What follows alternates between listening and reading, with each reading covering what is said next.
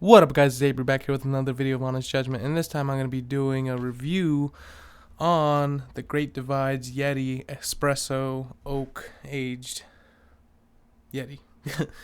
But yeah, so I haven't done a video with my face to the camera in a while. Hell, I haven't even done videos in a while. I keep saying that every time I do a video because it's always been a long time. But I thought I'd do a review. I haven't done a review in a while. And so, funny story about getting beer is I was talking to my boss and I told him, oh yeah, I did this like YouTube channel thing, and then about reviewing stuff and stuff like that. And like I was like, I've been doing beers, and then he was talking to me about some, and then what did he recommend me? He recommended me AleSmith's Speedway Stout, which I hear is really good, and it which surprised me because it was like 12% alcohol, that I think. And then he recommended me another one called 1050, which is 10.5 percent alcohol. And then so we had this conversation about all this stuff, and then I finally decided to go to I go to Total Wine to get it, not Bevmo. I do have a Bevmo around my area, but Total Wine's closer. So I was telling the people there that I do this YouTube thing, and then I picked out the Speedway Stout. I tried to get 1050, but they didn't have it. They were sold out. But yeah, I'll put a picture here of what I bought. I bought 6 beers, and one of them was a Speedway Stout. The other one was this Yeti, the Espresso Yeti, and then I got the original Yeti, and then one called the Rasputin, I think, and another one called what was it? Uncle Jacob's Stout. I think it's Uncle Jacob's Stout. It's Uncle Jacob's something. That one's by Avery, and that one is 17% alcohol, and I was like, what the hell? And then the last one I got was Stone Russian Imperial Stout, which is like, I don't really like Stone at all. I don't know why. They always taste like IPA. The only one that I've really was all right for me by Stone was Ruination, but that's another story. I hate IPA still. But so yeah, that's how I started getting into stouts again. And what better way to come back to stouts than do a YouTube video and show you, like, review it for you guys. So I'm gonna start off this video with this one, and it is the Great Divide Espresso Aged Yeti, and it is 9.5% alcohol. And the cool thing is that they actually on the label here, it says it suggests food pairings for it, and I think the original Yeti is like steak and leeks, and I was like, leeks? And this one, since it's espresso, which is like sort of breakfast related, they have a chorizo breakfast burrito, potato hash, Danish blue, and then cinnamon donuts with creme anglaise. I don't know, I butchered that. Vanilla bean ice cream. So I'm pretty sure this is like really, really good with dessert. This would be like a dessert wine, but it's like a dessert beer, or it'd be really good with breakfast, And so this one was bottled on January 25th, 2016.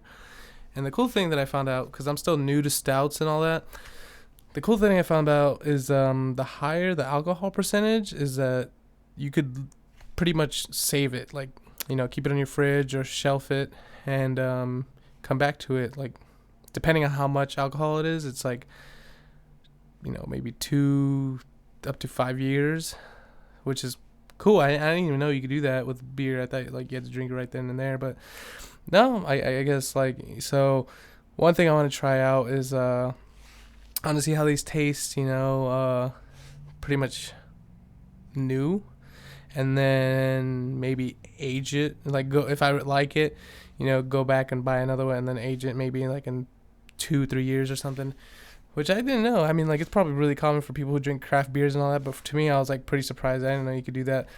So I'm really excited how to see the what's it called, the Old Jacobs one. I wonder how that one's gonna be, because a lot of people say it's like really boozy, which means it's like has a really big bite. But I guess the more years you let it have its shelf life, the smoother it gets, I guess. But without further ado, let's get to this. I've never had this. I've never even heard of this company, and pretty excited. I mean, the last milk stouts that I really drank were Belching Beavers, and then the Nitro one. I actually have a video of that on my channel. I don't know if I'm gonna link it or anything, because I'm pretty sure you don't care. Whatever. I'm not gonna open the file. It's being all annoying. But yeah, pretty excited for this. The last time, so I'm expecting like a dark chocolate taste, maybe, especially with this espresso. So maybe it'll keep me up. So it's really dark. A lot of people say like the heavier the beer, the less head it'll have and all that. So yeah, and also that I learned is I guess you're not supposed to keep this like really cold like you would have a regular can of beer, like gross ass Coors or Bud Light. Those taste really good when it's really, really cold. Otherwise, when it's like really warm, it tastes like asshole. And for these, I guess you keep it chilled like 55 degrees, and if you let it set in your hand like through time, like you know how eventually beer gets warm, I guess the flavors change, and like you start tasting different things. So that's pretty cool. I didn't know that. So like I said, I've never said it, but I'm no beer expert or critique or anything. I'm just some kid that's starting to like, I guess, expand his beer and stouts and his different versions rather than just the regular old Budweiser and all that, which I don't like at all. I really like 805. That's like a good beer that I really like. But yeah, so let's smell it. And if I sound really weird, it's because I'm getting over being sick, so bear with me. I could smell like chocolateness, like chocolatiness. But other than that, I don't really smell anything. I don't know if it's because I'm sick, because I smelled another beer earlier, and like I could smell it. This one, it's like kind of a little bit harder. I don't smell espresso.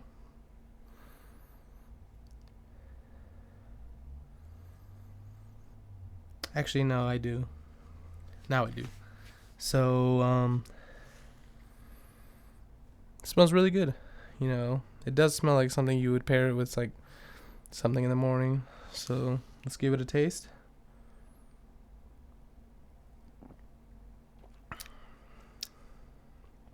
Alright. That is really smooth. Because one thing I remember about, like, stouts, milk stouts, this one doesn't really have like a aftertaste. Well, like usually when I drink milk stouts, after I'm done swallowing and all that, it kind of like sneaks back up. Like, ooh, here's the like espresso and coffee bean taste, and usually, like it's really like heavy, if that makes sense. Like it's really overwhelming. Not really overwhelming that you're just like, oh god, it's so gross. It's just like you could really taste it, you know. This one, it's like kind of neutral. Like it comes back up, like you taste it and you're just like, I forgot what that's called when you like breathe in air or whatever. Like, so you could like get the like senses going, like so you taste it with your like air. But it's really nice. It goes down really smooth. You taste the espresso really heavily, and I like it. I mean, I really like it. It's really smooth. So I'm excited to try more of, Great Divide. I wonder if they do other things other than just stouts. And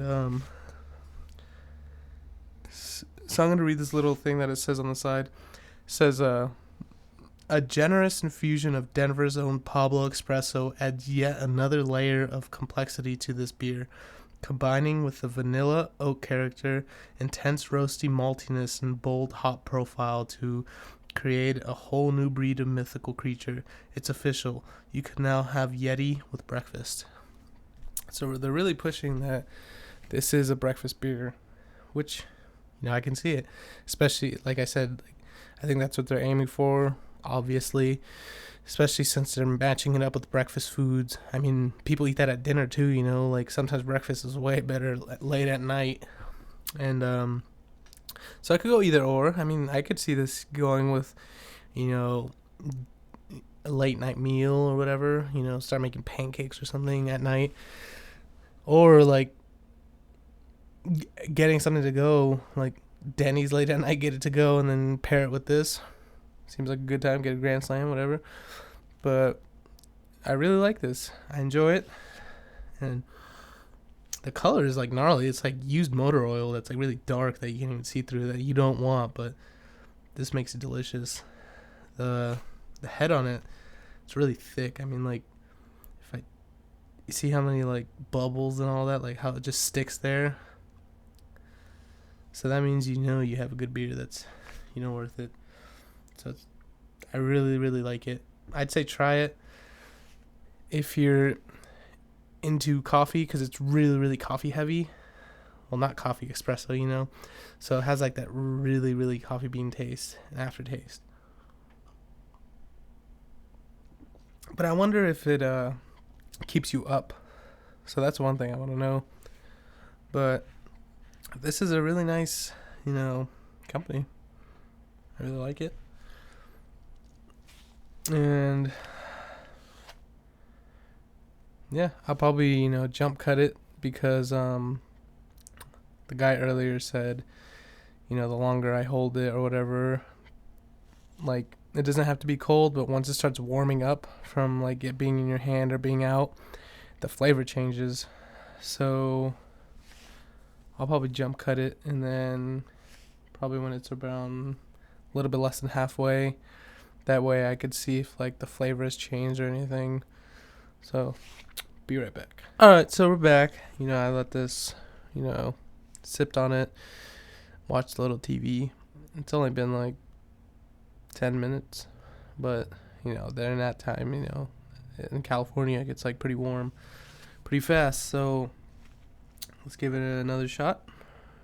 So I just expect the flavors of the coffee to be more just bleh in my mouth, but yeah, let's give it a shot.